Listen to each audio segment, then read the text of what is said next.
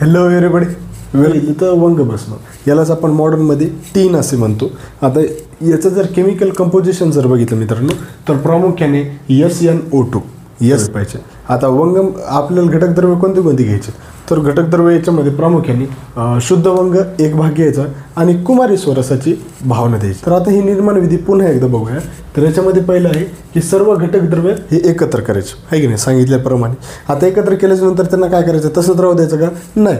तर आता त्यांना काय करायचं, त्या वंगाला एक दिवस कुमारी स्वरसाची भावना द्यायची. एक दिवस काय करायचं, त्याला कुमारी स्वरसाची भावना द्यायची आणि नंतर आता भावना दिल्याच्या नंतर त्यांचे काय होणार, आता त्याच्यामध्ये काहीतरी चेंजेस होणार.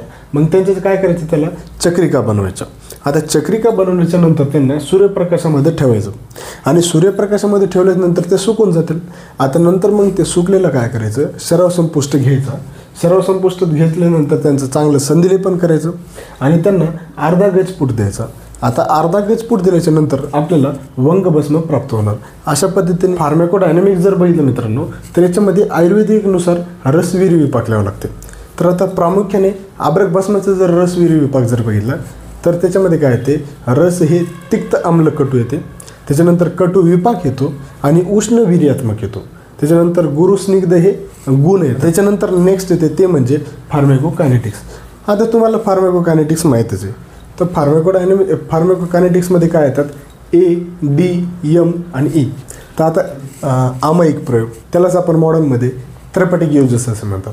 आता थेरपॅटिक युजेस जर बघितलं तर याचं खास करून आपल्याला बल्य, दीपन, पाचन, त्यासोबतच प्रज्ञाकर, सौंदर्यवर्धक, त्यासोबतच धातुस्थौल्यकर, त्यासोबतच सर्व प्रमेह, श्वासकास इत्यादी व्याधीमध्ये होतो.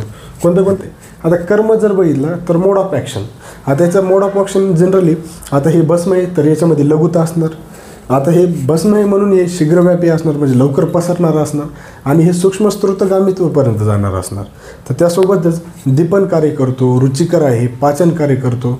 त्याच्यानंतर आता याची मात्रा जर बघितली मित्रांनो तर EFI नुसार पार्ट फर्स्टनुसार 1 रत्ती ते 2 रत्ती किती आहे म्हणजे अनुपान. आता याचा अनुपान MCQ हमखास येतो तो म्हणजे हरिद्रस्वरस. वंगभस्माचा अनुपान जर बघितलं तर हरिद्रस्वरस, मध आणि घृत. मध तर याच्यामध्ये कोणते पथ्य येतात तर शाली तांदूळ, मुद्रसूप, नवनीत, ताक, पटोल, तिक्त रसात्मक हे सर्व पथ्य आहेत. कोणते कोणते पथ्य म्हणजे सेवनकाल. आता याचं दोन्ही टाईम करायला पाहिजे, म्हणजे कसं प्रातकाल तसं सायंकाळ असं. आता याची कालमर्यादा म्हणजे काय मित्रांनो की आपण हे वंगभस्म किती दिवसपर्यंत म्हणजे सेवन करू शकतो. तर याचा सांगितलेले त्यांनी की वंग अधिक मुसळी चूर्ण हे 1 महिना सेवन जर केला तर याच्यामुळं